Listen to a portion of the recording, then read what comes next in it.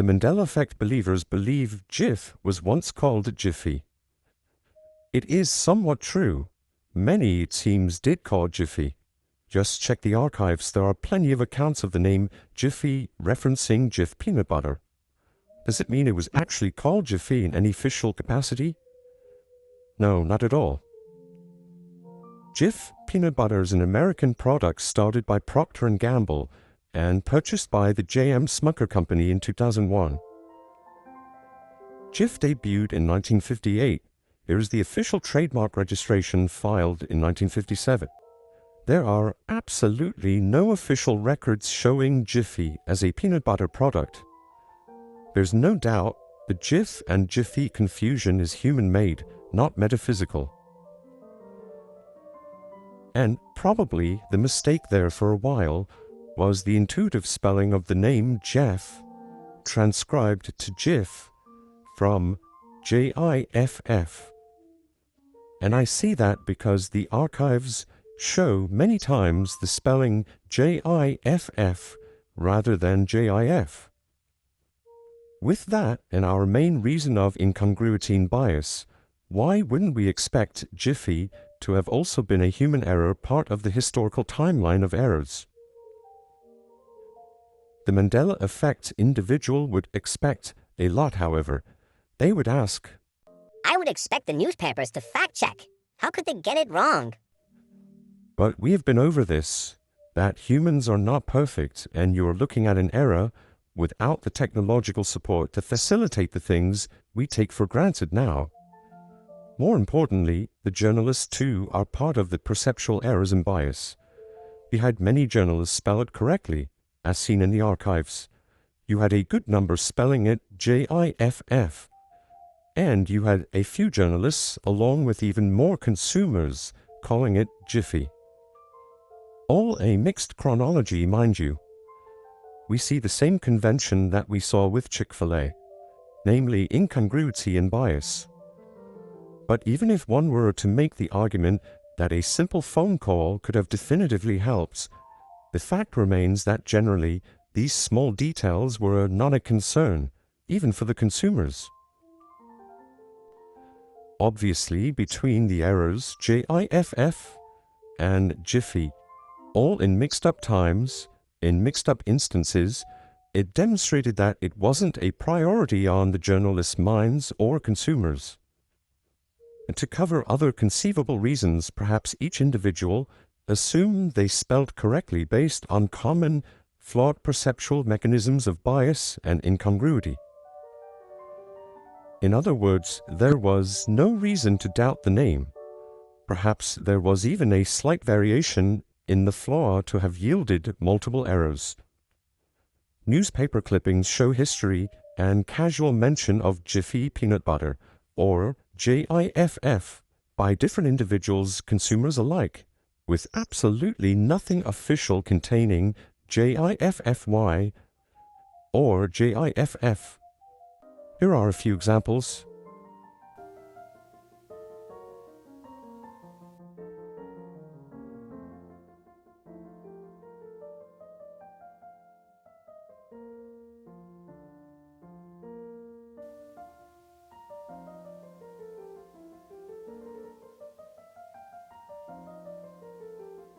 But there are official adverts showing the true name, J-I-F.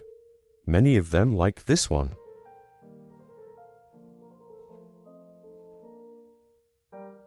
Or this one from 1986.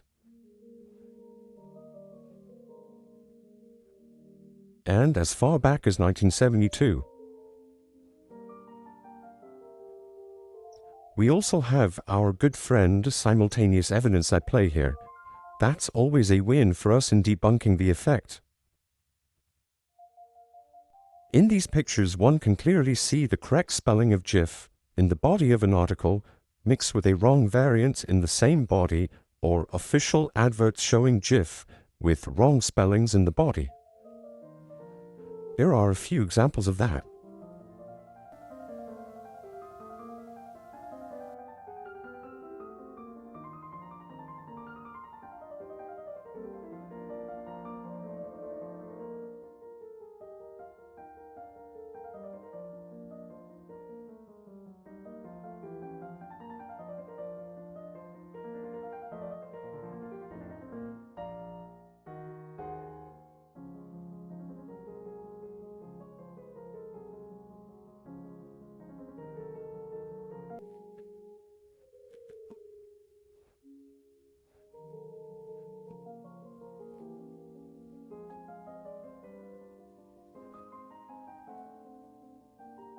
Amazon is still making this mistake to this day in 2016. The official product, clearly showing Jif, is then complemented with a description using the fallacious product name Jiffy right next to it. But again, perhaps this is an intentional commercial decision.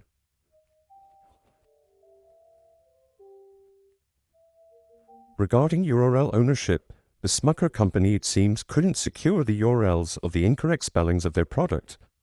Early on, essentially the mid-90s, the alternate spellings were already registered and locked in by non-related individuals or entities and held on to this day. Let's look at the reasons we have such discrepancy.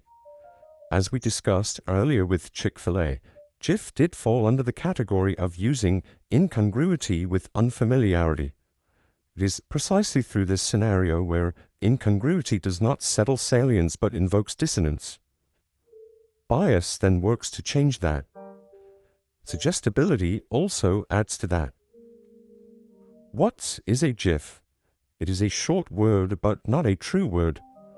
It could be considered an abbreviation of the word jiffy, but with a spelling issue. That is, CUNA-GIF, J-I-F-F.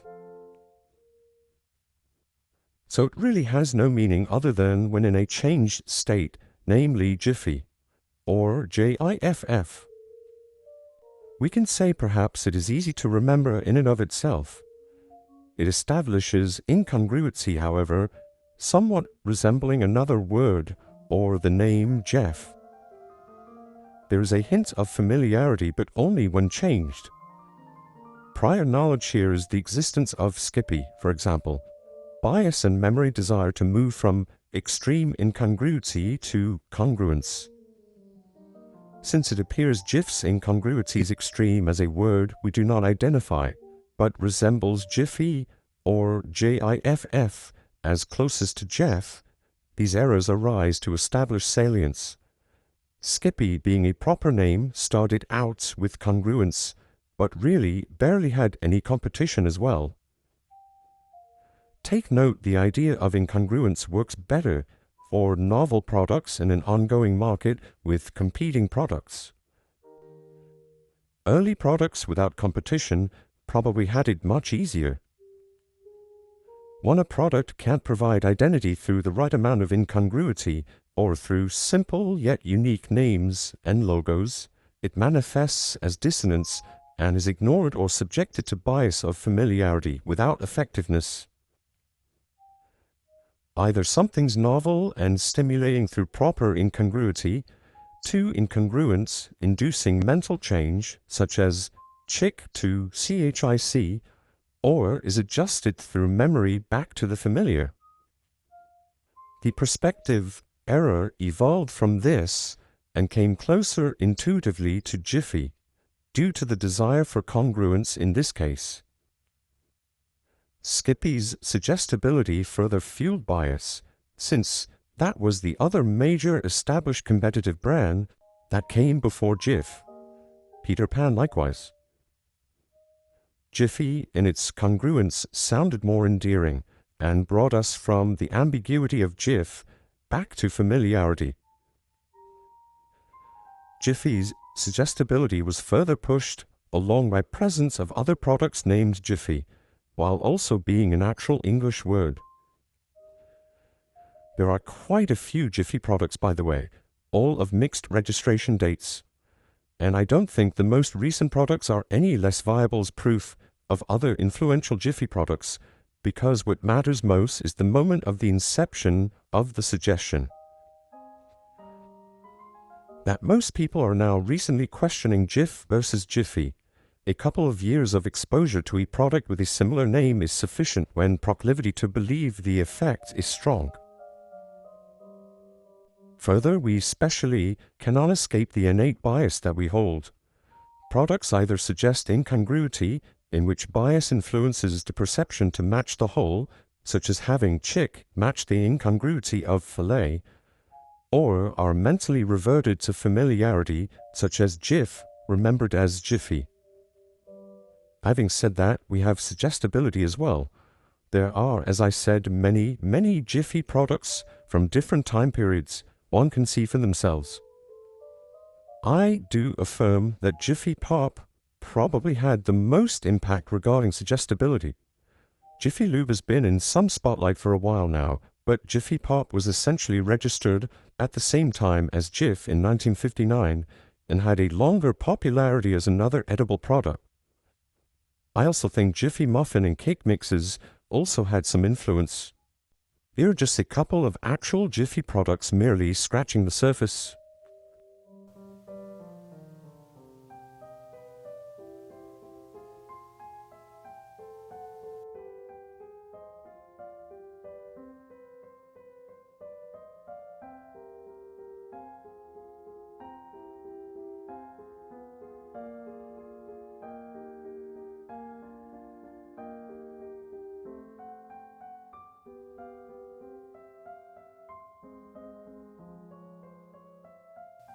Even more interesting, here are some pictures depicting some of those Jiffy products occupying the same adverts along with Jif, further compounding suggestibility by a repetitive visual influence.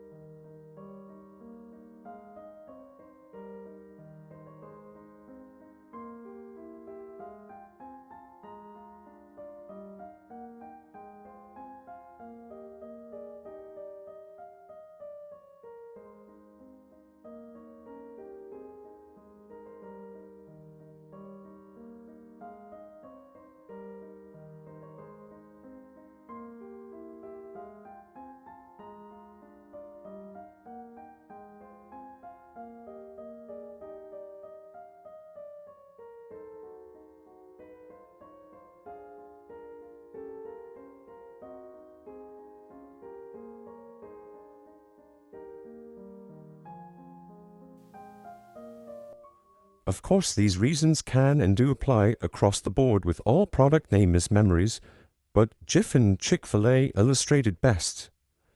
In any event, the discrepancies are these unforeseen human errors of perceptual flaw, memory bias, and influence, and certainly not a supernatural reality shift.